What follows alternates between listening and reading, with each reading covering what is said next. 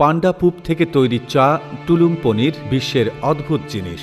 ১ নম্বর, টুলুং পনির। এটি বিশ্বের সবচেয়ে দামি পনির, যা তুর্কিতে তৈরি হয়। এটি তৈরির পদ্ধতি এতই অদ্ভুত যে আপনি আগে ভাবতে পারেননি যে এটি এভাবে তৈরি করা যেতে পারে। আসলে এটা ছাগলের চামড়ায় জমা থাকে। এটি প্রথমে ভেড়া, গরু এবং ছাগলের দুধ থেকে তৈরি করা হয় এবং এটি তৈরি করা হলে ছাগলের চামড়া দিয়ে তৈরি একটি ব্যাগে ১০ থেকে ১২ ডিগ্রি তাপমাত্রায় ৬ থেকে ১২ মাস রাখা হয়। ৬ মাস পর এটি সম্পূর্ণ হিমায়িত হয়ে যায় এবং লোকেরা এটি কেটে খেতে পছন্দ করে। ২ নম্বর, চাইনিজ মধু খাওয়া। চীনে বসবাসকারী এই ব্যক্তি মধু খাওয়ার পদ্ধতি নিয়ে সোশ্যাল মিডিয়ায় বেশ আলোচিত। তিনি মধু খেতে এতই পছন্দ করেন যে তিনি মৌমাছির উপর বসেও খেয়ে ফেলেন এবং এই ব্যক্তি মজা করার জন্য ওষুধ হিসেবে ব্যবহৃত মধু খাচ্ছেন। ৩ নম্বর, ভাজা পাতা। আপনি কি বিশ্বাস করবেন যে অনেক জায়গায় পাতা ভাজা এবং খাওয়া হয়? বিশেষ করে চীনে বিভিন্ন ধরনের পাতা ভাজা করে খাওয়া হয়। পাতা ভাজার জন্য প্রথমে ডিম ও বেসন দিয়ে পেস্ট তৈরি করা হয়, যাতে পাতা ডুবিয়ে তেলে ভাজা হয়। তারপর চাটনির সাথে খেতে খুব মজা লাগে।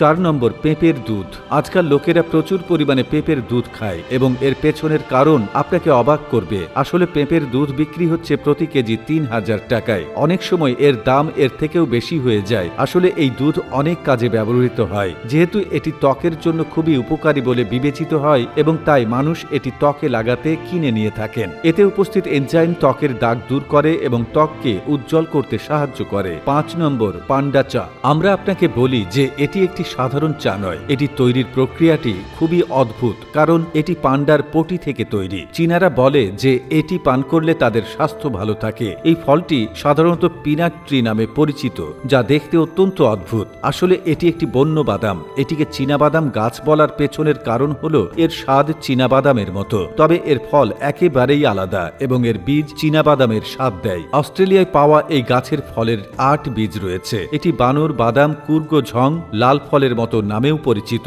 আর বন্ধুরা, প্যারিসে কুকুরের সংখ্যা সেখানকার জনসংখ্যার চেয়েও বেশি এবং ডলফিন মাছ এক চোখ খোলা রেখে ঘুমাতে পারে এবং মানুষের শরীরের সবচেয়ে ছোট হাড়টি তার কানে থাকে। বন্ধুরা, ভারতে প্রথম আধার কার্ডটি ২০০৯ সালে মারাঠি মহিলা রঞ্জনা সোনাভানে তৈরি করেছিলেন এবং বিশ্বে প্রথমবারের মতো ছবি তুলতে তাকে ক্যামেরার সামনে ৮ ঘন্টা বসে থাকতে হয়েছিল। এবং বন্ধুরা, পৃথিবীতে প্রায় ১১% মানুষ আছে যারা তাদের বাম হাত ব্যবহার করে।